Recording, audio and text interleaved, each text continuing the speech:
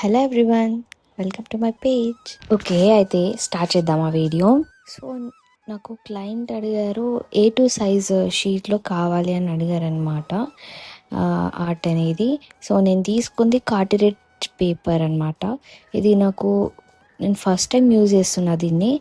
నాకు చాలా చాలా మంచి అనిపిస్తుంది. చాలా స్మూత్గా టెక్స్చర్ అనేది స్మూత్గా వెళ్ళిపోతుంది అనమాట వేస్తుంటే.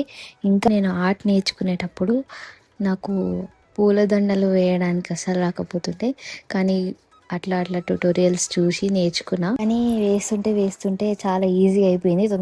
తొందరగా వేసేసిన. నెక్స్ట్ ఇక్కడ మీరు చూస్తుంటే ఈ కుర్తా లోపట చిన్న చిన్న పూల డిజైన్స్ ఉన్నాయి. అవి వేయడానికి చాలా టైం తీసుకుంది నాకు.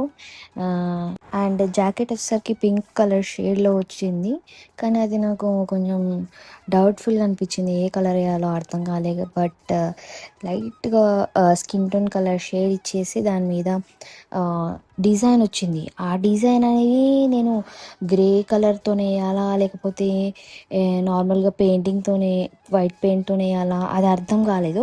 బట్ సడన్గా నా దగ్గర సిల్వర్ కలర్ పెన్సిల్ ఉండేసరికి ఇంకా దాంతోనే వేసేసిన.